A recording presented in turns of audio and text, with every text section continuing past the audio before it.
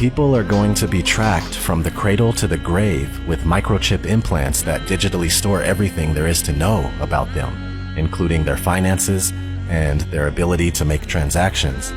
That's why I tend to think that the microchip might be the mark of the beast. It says no one can buy or sell unless they have the mark. People all over the world are doing experimental microchipping. Not to mention what's happening now with ID 2020. We're also moving towards a cashless society with every day that passes. This pandemic is carrying multiple agendas forward. The push for centralized control of information, which is censorship and narrative control. The cashless agenda forming out of the economic crash taking place right now, and the fear of passing germs through the use of physical money. Martial law quarantines, mandatory vaccination, and digital identification via microchipping. This situation is the biggest show of force and seizure of power that anyone alive today has ever seen in their lifetime. This is very serious. Life is not going back to normal ever again.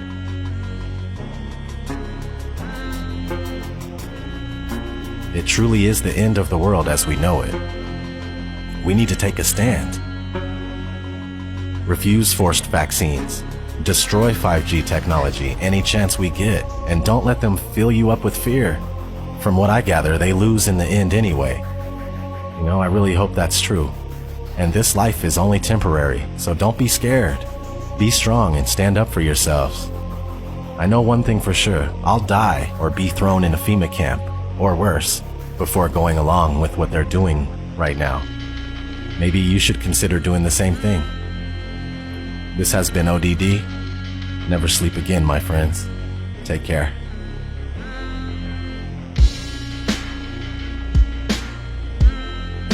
So this is where the microchip implant story begins. You will be chipped, it's just a matter of time. A small firm recently embedded microchips in their employees as a way to bypass company badges and corporate logons and to get attention for their cafeteria kiosks, which are available on a cashless payment plan like Apple Pay. The latest office innovation is a microchip implanted in the skin and designed to replace the traditional keypad for opening doors, using the copier, even buying food in the cafeteria. Employees at a vending company are going from the assembly line to front of the pack to get microchipped. Do you think this is the future? It is the future, and we look at this as being responsible. The implant, which has been FDA approved, is the size of a grain of rice and is injected under the skin between the thumb and index finger by a licensed piercer. I think it's the wave of the future, that we'll all have implanted chips that have our medical records. So you would do it? Sure. Okay. You're carrying around a phone anyway. This is a microchipping party. Hannah's getting an electronic chip implanted into her hand. So congratulations, Hannah. Thank you. You've been chipped? Yes, I have. How does it feel? It feels good. I'm excited to see what I'll be able to do now. Can I touch it? Yeah, you can feel it there. I feel like this is the future. The next big thing that's going to happen. A tiny microchip like this inserted just beneath the skin in their hands.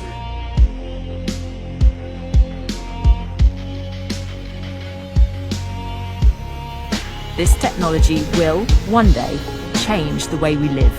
That in the future, we will all be chipped. In Sweden, the microchips are already here.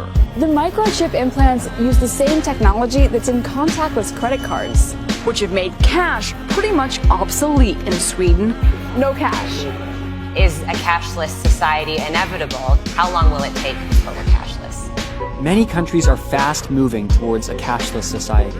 Between 2000 and 2015, non-cash payments in the U.S. grew by almost 400%. Venmo, the mobile app where people can pay each other on a smartphone, now processes $2 billion a month. This year, Apple added similar payment capabilities in iMessage. These free services are so popular, 30 major banks recently launched a competing product called Zelle. It would be better if we were more like Sweden, where cash has nearly been phased out. And the U.S. will get there too in another 5 or 10 years. There's no question that cash, is in its last era. China's cashless revolution has happened in just 3 years.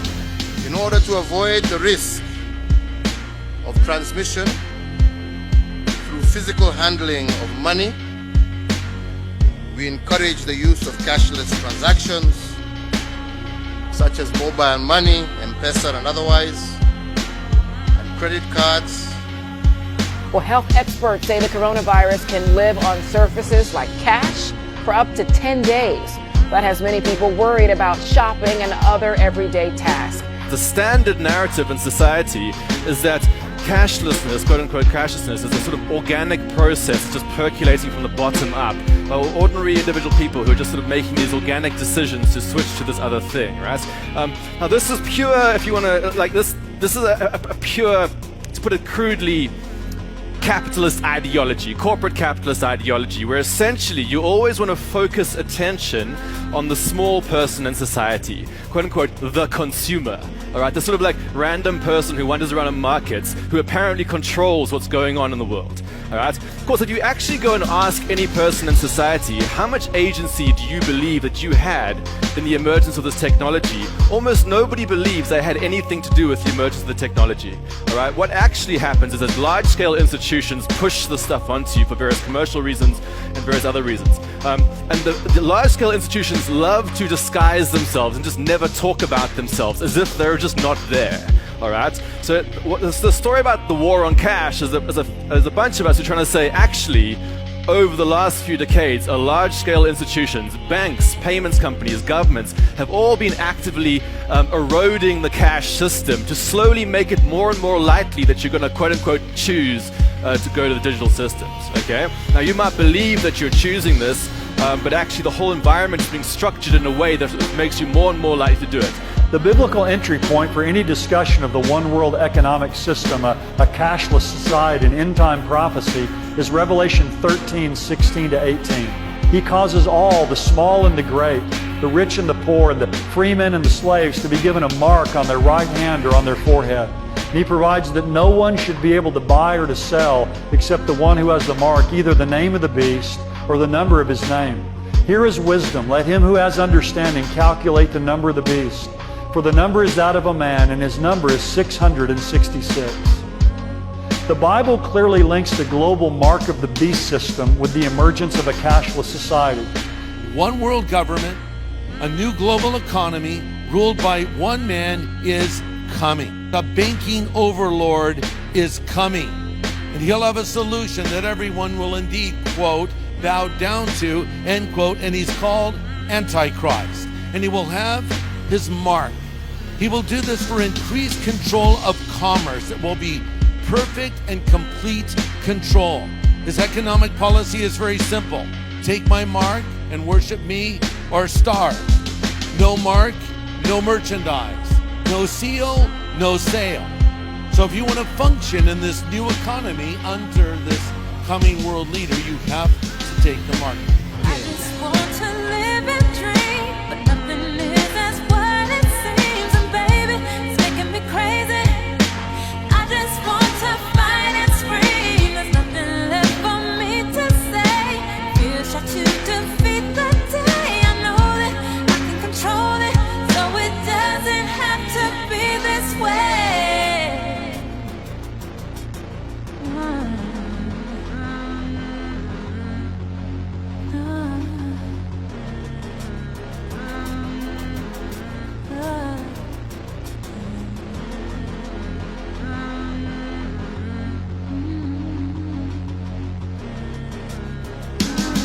I refuse to just go quietly into the night. There's forces of darkness at work and they're restricting the light. I'm so fed up with the lies, they tell us this isn't right. It's ODD TV, you best believe I'll get up and fight. This is my plight, I'll never let you cowards get the best of me. Took the red pill, now it's time to fulfill my destiny. Living like I'm Neo, dipping from my P.O.